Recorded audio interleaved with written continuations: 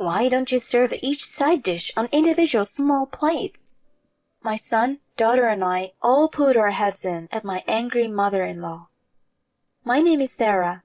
I'm a 46-year-old housewife. I have a son and a daughter, Fred in high school and Amy in junior high school. My husband, Nathan, is a 40-year-old office worker. My husband's father passed away after a year and a half of illness. We had talked about the future before my father-in-law passed away, and my husband told me that he didn't want his mother to be left living on her own. However, living together with my mother-in-law was nothing but hell for me. First of all, there was the food. We used to serve our meals in the platter style, which is to put each dish on a big plate and serve ourselves to our liking. This was because it was easier for me to clean up, and also because we each ate what we wanted to eat, which resulted in less leftovers. My daughter loves vegetables, and my son loves meat. But my mother-in-law could not stand that way. "It's like you're feeding a dog." The first thing she complained about was how the food was served. "Can't you at least put it in individual small plates and add a garnish or something?" she would say. "I don't know anyone who goes that far with meals at home." "Well, I did. Go on and ask my son." I asked my husband, and he agreed that what she said was correct. I tried to make it look as requested, but she kept saying that the direction of the garnish placement was wrong, or that this side dish should not be served this way, etc. And so it went for 3 meals. In the morning, we used to eat those supermarket bread with butter. "I can't believe you serve bread with all those additives. Can't you prepare something better than that?" she would say. "What about salad and fruit?" One after another, she orders me like that. And every time she did that, I would say, "I really can't imagine anybody that goes to such lengths at home." But every time my mother-in-law would repeatedly follow with, "I used to do it. Ask my son." When I asked my husband about it, he said he was sure she had done it. And it doesn't stop there. "Why don't you wash the screens?" Her monthly phrase is said as always. "Don't you wax the floor once a month?" If I followed all these rules, I would have to get up at 4 a.m. and go to bed after midnight. I was exhausted. I couldn't take it anymore. "I can't believe that you've done all this," I mutter. "You're a housewife, right? You're supposed to be the keeper of the house, keeping it clean and preparing meals perfectly. Otherwise, you're nothing but parasite, sucking off my son's money," she would scold me. A parasite? That's terrible. That's a terrible thing to say to a person. I don't need to say this, but my husband is totally incapable of doing housework. So we couldn't share the cleaning, laundry, or meal preparation, and I have been in charge of all of them. When I invite him out for dinner, both my mother-in-law and my husband say, "Eating out is too tiring." So, naturally, we have to eat at home. I have to do cleaning, laundry, and daily routine that my mother-in-law asks me to do, and I had no time to relax. If I mention even the slightest complaint, "What are you saying? All I can say is that you're trying to be lousy. If you don't want to be called a parasite, just do it properly." I received my mother-in-law's attack of words at once. I felt my patience running out, so I asked my husband again. "Your mother-in-law says that, but I don't think there is enough time to do everything she says. Did your mother really do everything?" My husband rubs his chin as if recalling. "Yes, she sure did. We each ate with small bowls of side dishes, and I remember there were several kinds of bread. I mean, I've seen my mom do it, so it's hard to tell what a child likes and dislikes when it's on a big plate, and it's hard to get them to eat properly. So I guess Mom's right. Anyway, what she says is correct, so make sure to listen to her. He says, No, he can't be serious. There's not enough time to get all of it done. Just as I was thinking that, an incident happened. I went shopping with my husband, and when we came back, there was a reform contractor at our house. What are you doing? We're blocking the ventilation fan in the bathroom, my mother-in-law said. What? I had no idea what she was talking about, so I let out a crazy voice. Sure enough, the man had put something like a board on the fan. Wait, if you do that, the smell will be trapped. That's impossible. Then my mother-in-law continued, Whose fault is it that I have to do this? Huh? What? Me? My voice cracked. Yes, it's your fault. I don't get it at all. What? I've never done anything to the toilet. No matter how many times I warn you, you only clean it once every 2 days. Huh? Huh? If you clean it every day, it shouldn't smell. In other words, we wouldn't need a ventilation fan. I told you so many times, but you wouldn't listen. So I decided to make an environment where you'd have to clean it. Huh? Huh? I was so shocked that I dropped the shopping bags in my hands. Hey, Nathan, this is just a dream. It's a nightmare. I shuddered and pointed at the scene to my husband, who was standing beside me. No way. That's too much, Mom. I nodded my head in agreement with my husband. That's what was supposed to happen. But... What? What? My husband scratched his head in annoyance. If my mother is saying the truth, why don't you clean it every day then? Then he sighed. You know, my coworker said that after a few years, wives learn and follow their mother-in-law's ways. Listen to my mom and hurry up and learn her ways. Who the hell is this coworker? I'll never forgive him. I was completely out of control. Enough! I've been called a parasite, and I've been told I have to do whatever you say. I can't do this. It was like a dam had burst. I'm going to leave. I ran out of the house. My husband was like, I don't need 2 people doing the housework. My mother-in-law was like, I'm glad we got rid of the parasite. I was worried about my son and daughter, but they are old enough to understand the situation. So they said, Do what you and Dad want to do. When I asked them which one they would follow, they chose the one that was more lenient to them, saying, I would rather have a messy but reassuring mother than a father who is fussy about rules. So, I'm divorced now, so please let me stay. Ha ha. I called my own parents. Even if there are more people living in the house, the size of the house won't change. You can only use 1 room, okay? And like that, they gave me a rough welcome. They welcomed me with open arms, saying, It's no big deal if we have 3 more people in the family. Thanks to this, my children and I moved into my parents' house without a hitch. And while doing housework, I looked for a job. I had no work experience, but I got a job as a caregiver at a nursing home. Everything went smoothly. It felt nice. I have to do some heavy lifting sometimes, but I enjoy talking to the elderly at the nursing home every day. Maybe I should have gotten a job sooner, I think sometimes, but I didn't have that choice in my life with my ex-husband. When I think about my current situation, I wonder if my guardian angel had guided me here.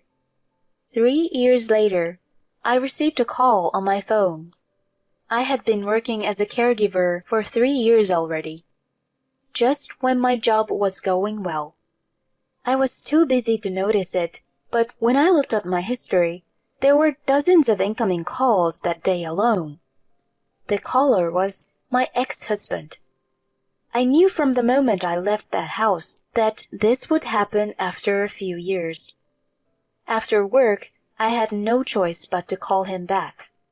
Then, "Sarah, help me, Sarah." I heard a pathetic voice over the phone. "What's wrong?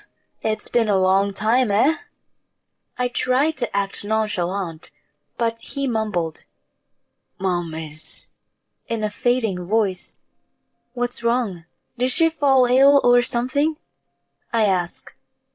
From that point on, he was so frenzied that I couldn't understand what he was saying. We decided to talk in person. I asked him to come over to my place. That weekend, my ex-husband and mother-in-law came over. Those two, myself, my daughter, my son, and my parents sat around the table. My mother-in-law's back was straight as always. The first thing she said was, "I don't mind if you don't come back." "Then why did you come here?" I thought to myself, but my ex-husband stopped her. "Actually, we are here to..." My ex-husband opened his banking app and showed us the balance of $13. I bursted out laughing. "Oh my gosh, it's less than my hourly pay," my son said. "You weren't a spendthrift, were you? When we got divorced, you had about $60,000 in savings," I asked. "That's right, but then, as soon as you were gone, the money disappeared." I guess my husband finally figured out what was really going on. "Haven't you been secretly using up the money?" My mother-in-law still refuses to accept her position, tries to put the blame on me. "Of course not. You know where all the money went, don't you?" I looked at the balance in the bank account and my mother-in-law's face alternately. My mother-in-law stammered. This mother-in-law is a jerk to ask me if I haven't used the money, even though she knows that she's been spending it herself. While I thought that, I snicker and say, "You finally noticed?" to my ex-husband. Now, it's time to break the story. When we divorced and I left the house, I actually was thinking, if I leave, this house will fall apart within a few years. Let's take the time to explain. "Huh?" My mother-in-law raised her voice as if she had no idea. "First of all, we'll have some variety of freshly baked bakery bread and pastries in the morning. You've just been cutting them to serve. Salads and fruits are brought cut up and put on the plate as well. 100% fresh juice is bought in a carton. And for lunch and dinner, it's a simple job of plating the prepared foods bought at the deli section. Even during the holiday gatherings, I've noticed. It was all from that luxury supermarket nearby. The food from that deli section has the garnish, right?" My mother-in-law is still thinking of possible excuses she could make. "I've put each one on individual small plates and bowls, unlike you." "Does that mean you've done it just by plating them? That's not right." My mother-in-law choked on her words. I continued. "And about cleaning the screens and waxing. I don't think those were amateur cleaning techniques." "What?" This time, it was my ex-husband who raised his voice in surprise. "Then, Mom, how did you—" "It's written in the bank history, isn't it? There, once a month, on a regular basis, were the words house cleaning." "You left the screens and wax to the house cleaners, right? Mother-in-law, that's not doing anymore." I questioned my mother-in-law sternly. Then my mother-in-law started mumbling something like, "I was just trying to keep the house neat."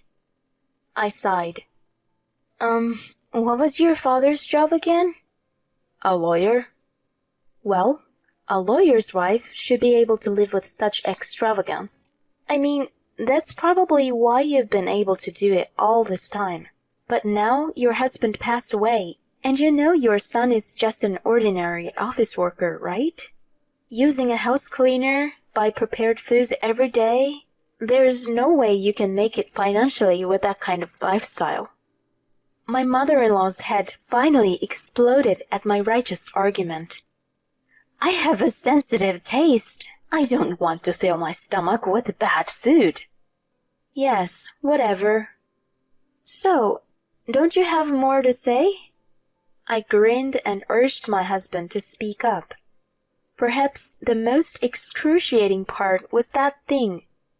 My ex-husband forced out a thin voice. The bathroom. It stinks. Oh, yes. Here it comes. I shouted in joy. My parents covered their faces as their shoulders shook at my bizarre reaction. Both of them tried to look angry, but I could see that they were holding back their laughter with all their might.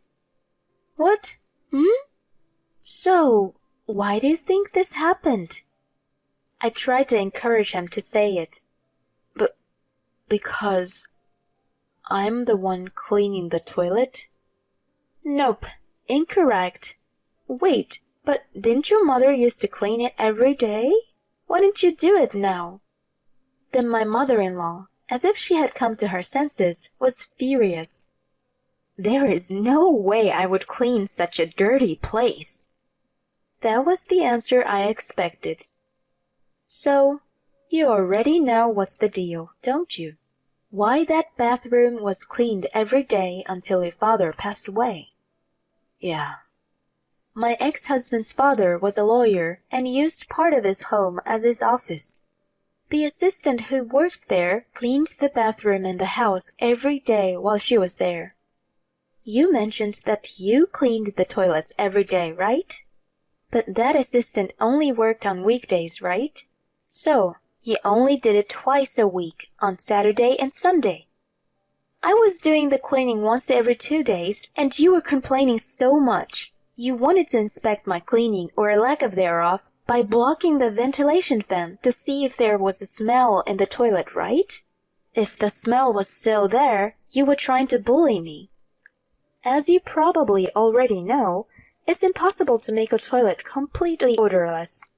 That's why there are exhaust fans and windows in the bathrooms. If you block them up, of course they will smell. My mother-in-law and my ex-husband are so ignorant. So, I went in to close up our talk. You called me a parasite who sucks off your son's money, but it turns out you were more of a parasite. And I guess it was fine when you're a parasite sponging off your lawyer husband, but the son, who's a mere office worker, was too weak to sponge off of. As a housewife, you're supposed to be the keeper of the house, keeping it clean and preparing meals perfectly. The fact that you were able to maintain that with just money and instruction is a miracle in itself. I really admire my father-in-law's patience and determination. And the inheritance that you used up. You should be thankful for me for keeping that inheritance while raising 2 children until we divorced. There was silence for a while, and then my ex-husband said, Mom, apologize.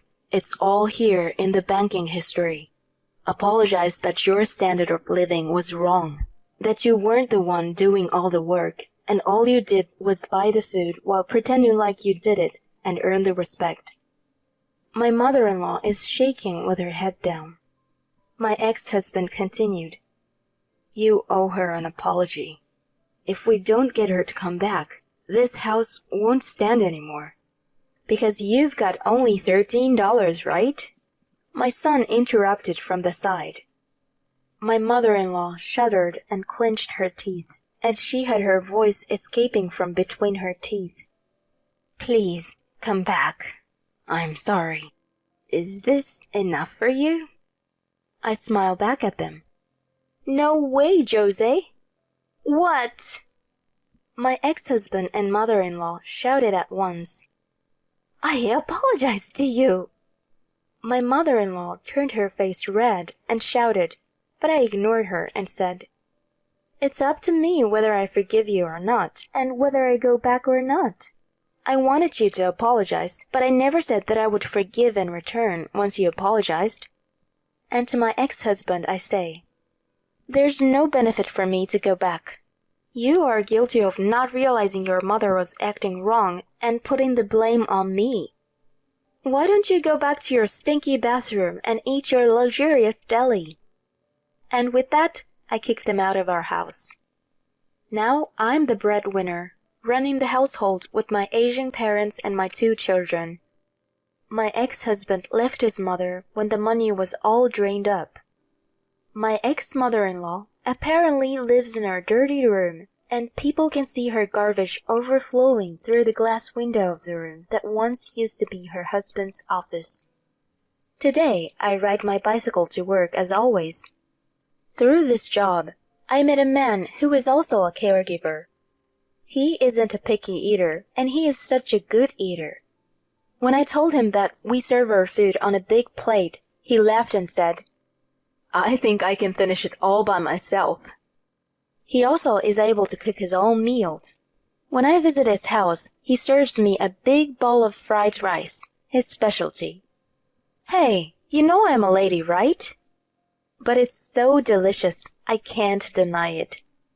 From now on, I want to spend a peaceful life with this man, who is able to gobble up the food from the same big plate as me.